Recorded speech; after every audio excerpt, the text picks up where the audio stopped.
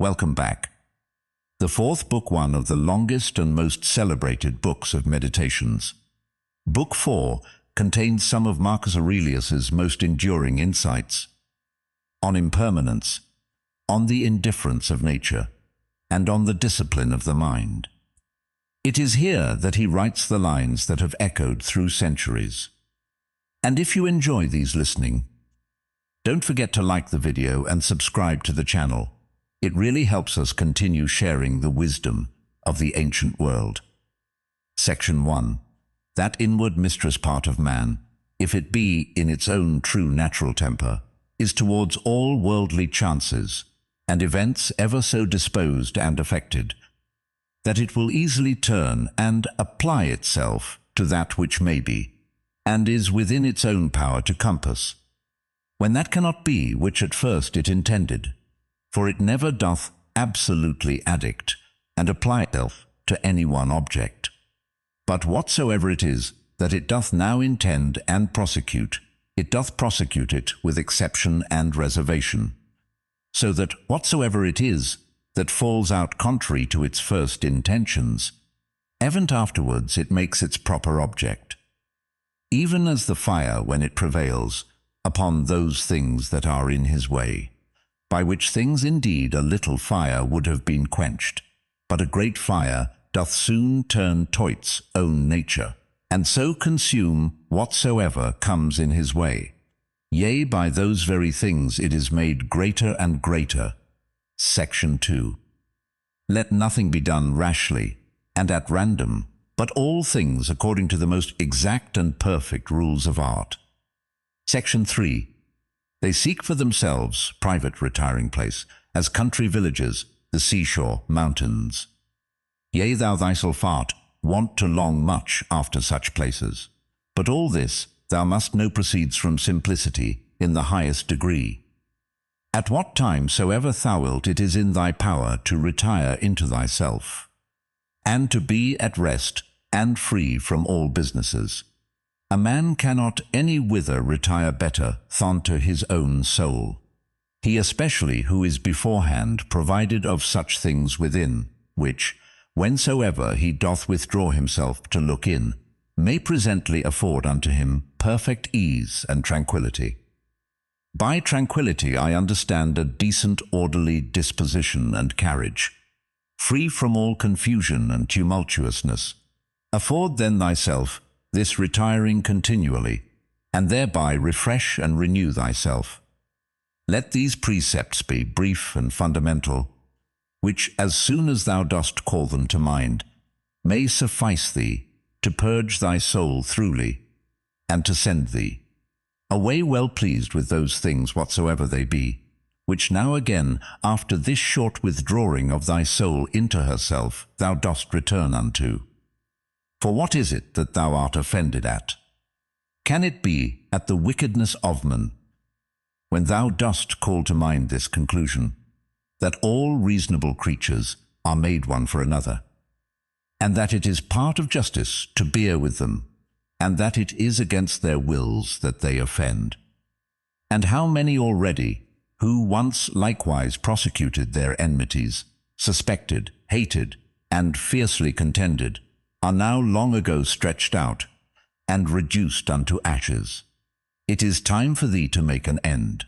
As for those things, which among the common chances of the world happen unto thee as thy particular lot and portion, canst thou be displeased with any of them, when thou dost call that our ordinary dilemma to mind, either a providence, or Democritus his atoms, and with it, whatsoever were brought to prove that the whole world is as it were one city, and as forth a body, what canst thou fear, if thou dost consider that thy mind and understanding, when once it hath recollected itself, and knows its own power, hath in this life and breath, whether it run smoothly and gently, or whether harshly and rudely, no interest at all, but is altogether indifferent, and whatsoever else thou hast heard, and assented unto concerning either pain or pleasure. But the care of thine honour and reputation will perchance distract thee. How can that be, if thou dost look back, and consider both how quickly all things that are forgotten, and what an immense chaos of eternity was before, and will follow after all things, and the vanity of praise, and the inconstancy and variableness of human judgments and opinions, and the narrowness of the place, wherein it is limited and circumscribed. For the whole earth is but as one point, and of it, this inhabited part of it, is but a very little part.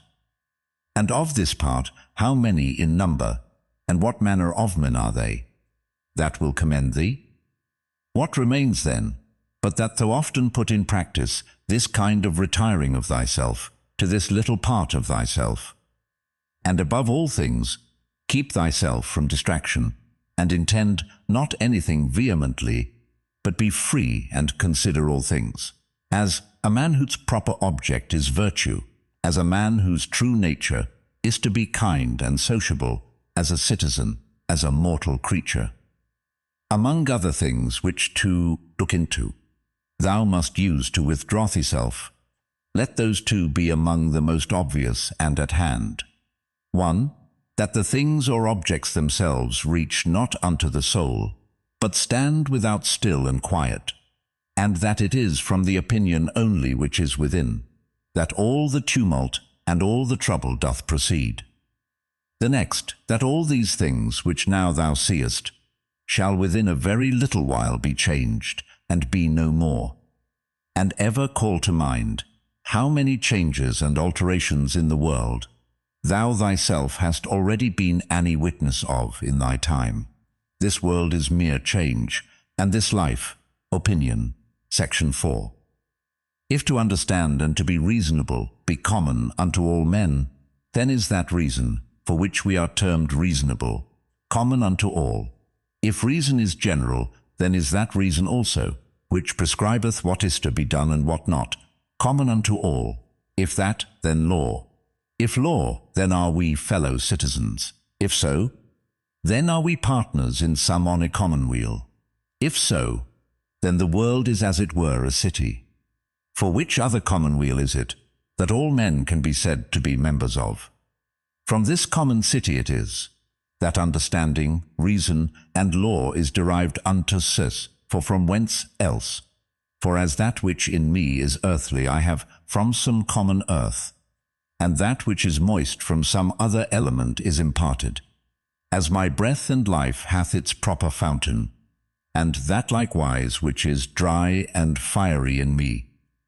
For there is nothing which doth not proceed from something, as also there is nothing that can be reduced unto mere nothing. So also is there some common beginning from whence me understanding hath proceeded. Section 5. As generation is, so also death, a secret of nature's wisdom, a mixture of elements, resolved into the same elements again, a thing surely which no man ought to be ashamed of, in a series of other fatality and consequences, which a rational creature is subject unto, not improper or incongruous, nor contrary to the natural and proper constitution of man himself. Section 6. Such and such things, from such and such causes, must of necessity proceed. He that would not have such things to happen is as he that would have the fig tree grow without any sap or moisture. In sum, remember this, that within a very little while, both thou and he shall both be dead, and after a little while more, not so much as your names and memories shall be remaining. Section 7. Let opinion be taken away, and no man will think himself wronged. If no man shall think himself wronged, then is there no more any such thing as wrong. That which makes not man himself the worse, cannot make his life the worse, neither can it hurt him either inwardly or outwardly. It was expedient in nature that it should be so, and therefore necessary. Section 8. Whatsoever doth happen in the world doth happen justly, and so if thou dost well take heed, thou shalt find it. I say, not only in right order by a series of inevitable consequences, but according to justice, as it were, by way of equal distribution, according to the true worth of everything. Continue then to take notice of it, as thou hast begun, and whatsoever thou dost, do it not without this proviso, that it be a thing of that nature that a good man, as the word good is properly taken, may do it. This observe carefully in every action. Section 9. Conceit no such things as he that wrongeth thee conceiveth, or would have thee to conceive. But look into the matter itself, and see what it is in very truth. Section 10. These two rules thou must have always in a readiness. First, do nothing at all, but what reason proceeding from that regal and supreme part shall for the good and benefit of men suggest unto thee. And secondly, if any man that is present shall be able to rectify thee, or to turn thee from some erroneous persuasion, that thou all be always ready to change thy mind, and this change to proceed, not from any respect of any pleasure or credit thereon depending, but always from some probable apparent ground, justice, or of some public good thereby to be furthered, or from some other such inducement. Hast thou reason? I have. Why then makest thou not use of it? For if the reason do her part, what more canst thou require? Section 12. As a part hitherto thou hast had a particular subsistence, and now shalt thou vanish away into the common substance of him who first begot thee, or rather thou shalt be resumed again into that original rational substance, out of which all others have issued and are propagated. Many small pieces of frankincense are set upon the same altar. One drops first and is consumed, another after, and it comes all to one. Section 13. Within 10 days, if so happen, thou shalt be esteemed a god of them, who now, if thou shalt return to the dogmata and to the honouring of reason, will esteem of thee no better than of a mere brute, and of Anape. Section 14. Not as though thou hadst thousands of years to live. Death hangs over thee, whilst yet thou livest, whilst thou mayest be good. Section 15. Now much time and leisure doth he gain, who is not curious to know what his neighbour hath said, or hath done, or hath attempted, but only what he doth himself, that it may be just and holy, or to express it in Agathos words, not to look about upon the evil conditions of others, but to run on straight in the line, without any loose and extravagant agitation. Section 16. He who is greedy of credit and reputation after his death doth not consider that they themselves by whom he is remembered shall soon after every one of them be dead, and they likewise that succeed those, until at last all memory which hitherto, by the succession of men admiring and soon after dying, hath had its course, be quite extinct. But suppose that both they that shall remember thee, and thy memory with them should be immortal, what is that to thee? I will not say to thee after thou art dead, but even to thee living, what is thy praise, but only for a secret and politic consideration, which we call, or dispensation. For as for that it is the gift of nature, whatsoever is commended in thee, what might be objected from thence, let that now that we are upon another consideration be omitted as unseasonable. That which is fair and goodly, whatsoever it be, and in what respect soever it be, that it is fair and goodly, it is of so itself, and terminates in itself, not admitting praise as a part or member, that therefore which is praised is not thereby made either better or worse. This I understand even of those things that are commonly called fair and good, as those which are commended, either for the matter itself, or for curious workmanship. As for that which is truly good, what can it stand in need of more than either justice or truth, or more than either kindness and modesty? Which of all those either becomes good or fair, because commended or dispraised suffers any damage. Doth the emerald become worse in itself, or more vile if it be not commended? Doth gold, or ivory, or purple? Is there anything that doth, though never so common, as a knife, a flower, or a tree? Section 17. If so be that the souls remain after death, say they that will not believe it, how is the air from all eternity able to contain them?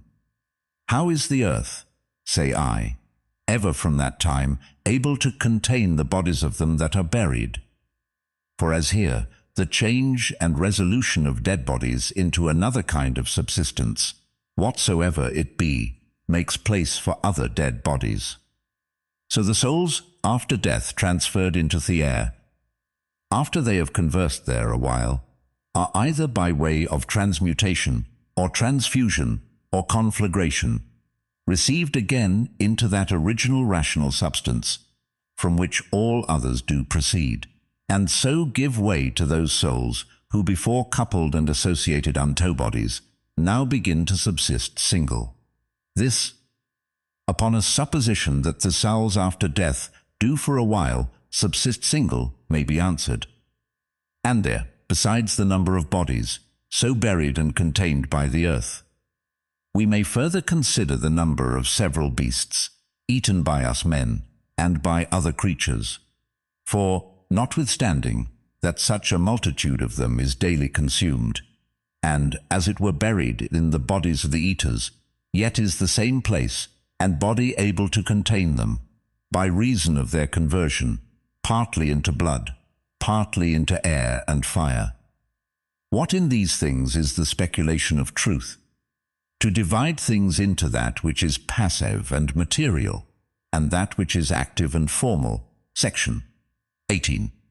Not to wander out of the way, but upon every motion and desire, to perform that which is just, and ever to be careful, to attain to the true natural apprehension of every fancy that presents itself. Section 19. Whatsoever is expedient unto the world is expedient unto me. Nothing can either be unseasonable unto me, or out of date, which unto thee is seasonable. Whatsoever thy seasons bear, shall ever by me be esteemed as happy fruit, and increase. O nature, from thee are all things, in thee all things subsist, and to thee all tend. Could he say of Athens, thou lovely city of sea-crops, and shalt not thou say of the world, thou lovely city of God? Section 20. They will say commonly, meddle not with many things, if thou wilt live cheerfully. Certainly there is nothing better than for a man to confine himself to necessary actions, to such and so many only, as reason in a creature that knows itself born for society will command and enjoin. This will not only procure that cheerfulness which from the goodness, but that also which from the paucity of actions doth usually proceed. For since it is so, that most of those things which we either speak or do are unnecessary, if a man shall cut them off, it must needs follow that he shall thereby gain much leisure, and save much trouble, and therefore at every action a man must privately, by way of admonition, suggest unto himself, what? May not this that now I go about be of then number of unnecessary actions? Neither must he use himself to cut off actions only, but thoughts and imaginations also, that are unnecessary, for so will unnecessary consequent actions the better be prevented and cut off. Section 21. Try also how a good man's life, of one who is well pleased with those things whatsoever, which, among the common changes and chances of this world, fall to his own lot and share, and can live well contented and fully satisfied in the justice of his own proper present action, and in the goodness of his disposition for the future, will agree with thee. Thou hast had experience of that other kind of life. Make now trial of this also. Trouble not thyself any more, henceforth reduceth thyself unto perfect simplicity. Doth any man offend? It is against himself that he doth offend. Why should it trouble thee? Hath anything happened unto thee? It is well whatsoever it be. It is that which of all the common chances of the world, from the very beginning in thesaries of all other things that have, or shall happen, was destinated and appointed unto thee. To comprehend all in a few words, our life is short. We must endeavor to gain the present time with best discretion and justice. Use recreation with sobriety. Section 22. Either this world is a or comely peace, because all disposed and governed by certain order, or if it be a mixture, though confused, yet still it is a comely peace.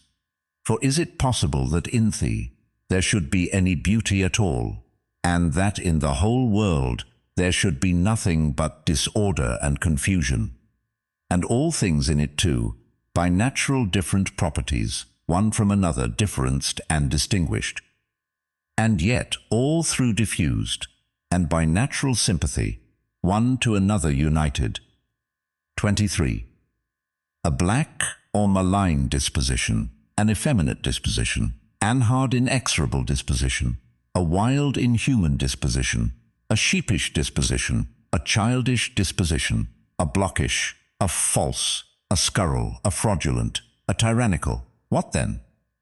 If he be a stranger in the world, that knows not the things that are in it, why not be a stranger as well, that wonders at the things that are done in it? Section 24. He is a true fugitive, that flies from reason, by which men are associable. He blind, who cannot see with the eyes of his understanding. He poor, that stands in need of another, and hath not in himself all things needful for this life. He an apostime of the world, who by being discontented with the things that happen unto him in the world, doth, as it were, apostatize and separate himself from common nature's rational administration. For the same nature it is that brings this unto thee, whatsoever it be, that first brought thee into the world. He raises sedition in the city, who by irrational actions withdraws his own soul from that one and common soul of all rational creatures. Section 25. There is who without so much as a coat, and there is who without so much as a book doth put philosophy in practice. I am half naked, neither have I bread to eat, and yet I depart not from reason, saith one. But I say, I want the food of good teaching and instructions, and yet I depart not from reason. Section 26. What art and profession soever thou hast learned, endeavor to affect it, and comfort thyself in it, and pass the remainder of thy life as one who from his whole heart commits himself and whatsoever belongs unto him unto the gods. And as for men, carry not thyself either tyrannically or servilely towards any. Section 27. Consider, in my mind, for example's sake, the times of Vespasian. Thou shalt see but the same things, some marrying, some bringing up children, some sick, some dying, some fighting, some feasting, some merchandising, some flattering, some boasting, some suspecting, some undermining, some wishing to die, some fretting and murmuring at their present estate, some wooing, some hoarding, some seeking after magistracies, and some after kingdoms. And is not that their age quite over and ended? Again, consider now the times of Trajan. There likewise thou seest the very self-same things, and that age also is now over and ended. In the like manner consider other periods both of times and of whole nation, and see how many men, after they had with all their might and main intended, and prosecuted some unworldly thing or other, did soon after drop away, and were resolved into the elements. But especially thou must call to mind them, whom thou thyself in thy lifetime hast known much distracted about vain things, and in the meantime neglecting to do that, and closely and inseparably, fully satisfied with it, to adhere unto it, which their own proper constitution did require. And here thou must remember, that thy carriage in every business must be according to a due proportion of it. For shalt thou not easily be tired out and vexed, if thou shalt not dwell upon small matters longer than is fitting. Section 28.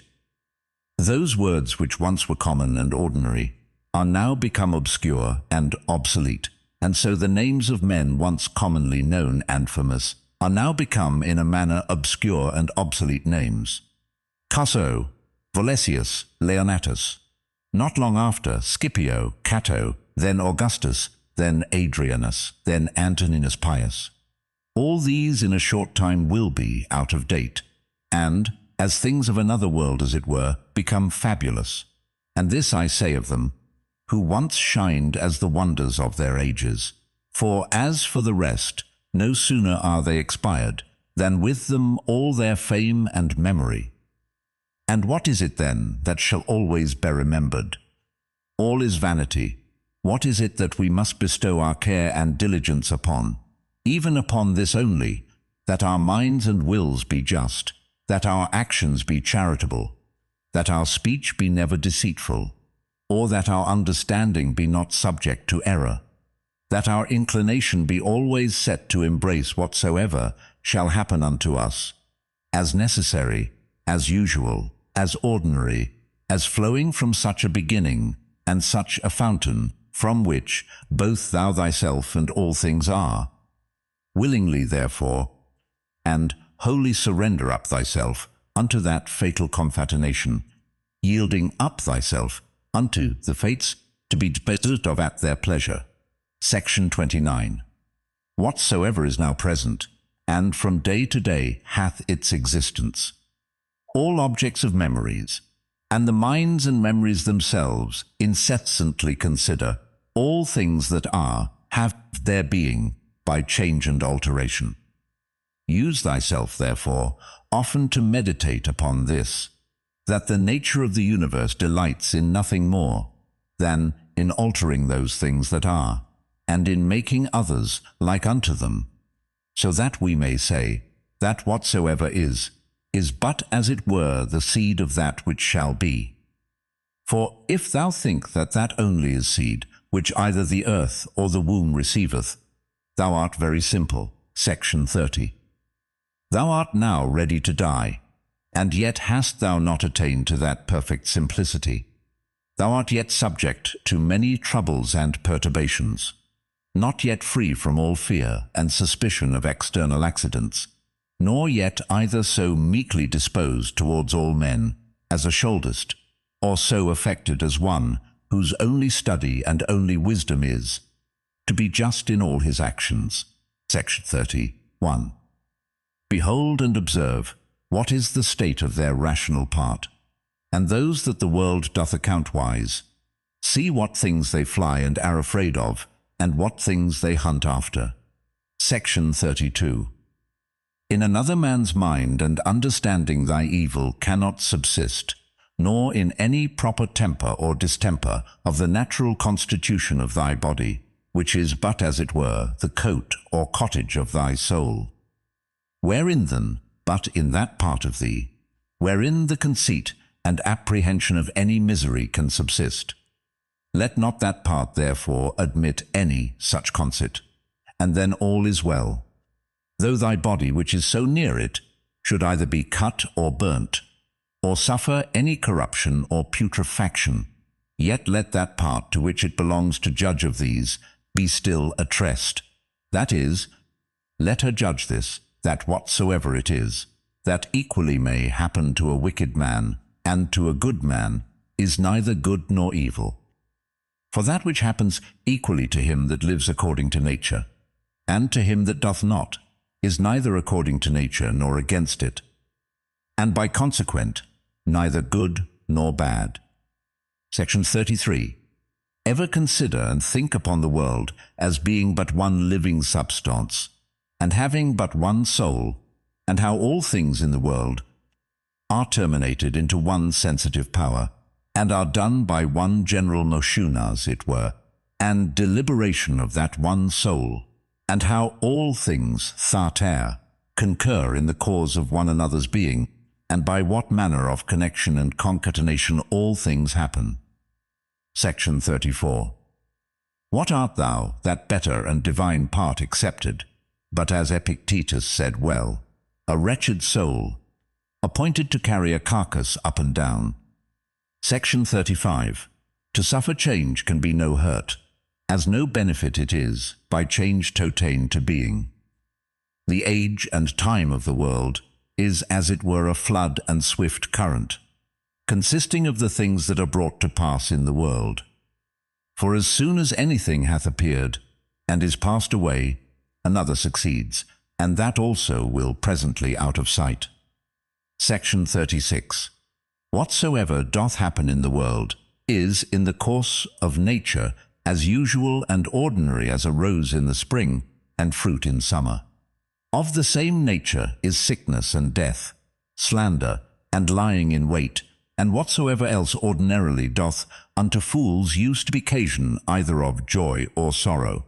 That, whatsoever it is, that comes after, doth always very naturally, and as it were familiarly, follow upon that which was before. For thou must consider the things of the world, not as a loose independent number, consisting merely of necessary events, but as a discrete connection of things orderly and harmoniously disposed. There is then to be seen in the things of the world not a bare succession, but an admirable correspondence and affinity. Section 37. Let that of Heraclitus never be out of thy mind, that the death of earth is water, and the death of water is air, and the death of air is fire, and so on the contrary.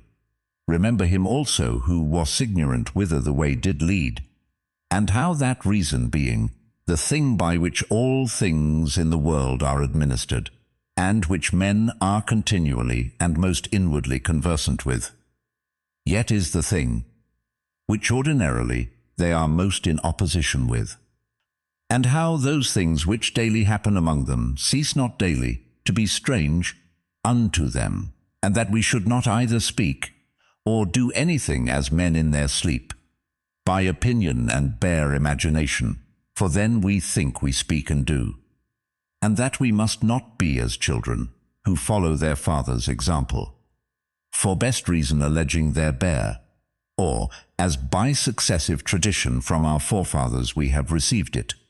Section 38. Even as if any of the gods should tell thee, thou shalt certainly die tomorrow, or next day, thou wouldst not, except thou wert extremely base and pusillanimous, take it for a great benefit rather to die the next day after than tomorrow. For, alas, what is the difference? So, for the same reason, think it no great matter to die rather many years after than the very next day. Section 39. Let it be thy perpetual meditation. How many physicians who once looked so grim and so theatrically shrunk their brows upon their patients are dead and gone themselves? How many astrologers, after that, in great ostentation, they had foretold the death of some others? How many philosophers, after so many elaborate tracts and volumes concerning either mortality or immortality? How many brave captains and commanders, after the death and slaughter of so many?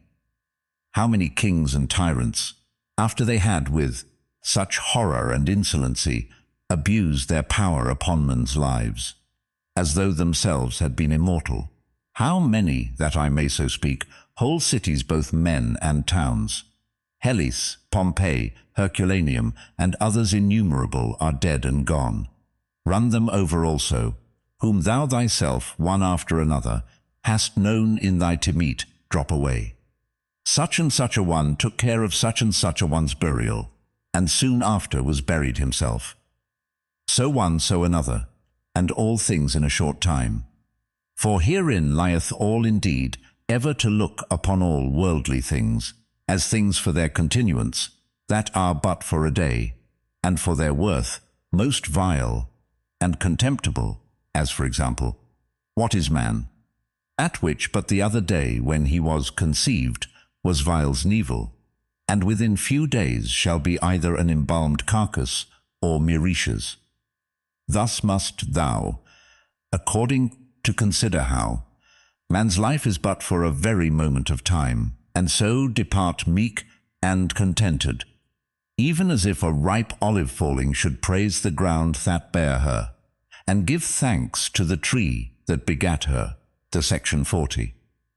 Thou must be like a promontory of the sea, against which, though the waves beat continually, yet it both itself stands, and about it are those swelling whenever stilled and quieted. Section 41. O wretched I, to whom this mischance is happened! Nay, happy I, to whom this thing being happened, I can continue without grief, neither wounded by that which is present, nor in fear of that which is to come. For as for this, it might have happened unto any man. But any man having such a thing befallen him could not have continued without grief. Why then should that rather be an unhappiness than this a happiness? But however, canst thou, O man, term that unhappiness, which is no mischancito the nature of man? Aye, canst thou think that a mischance to the nature of man, which is not contrary to the end and will of his nature? What then hast thou learned is the will of man's nature?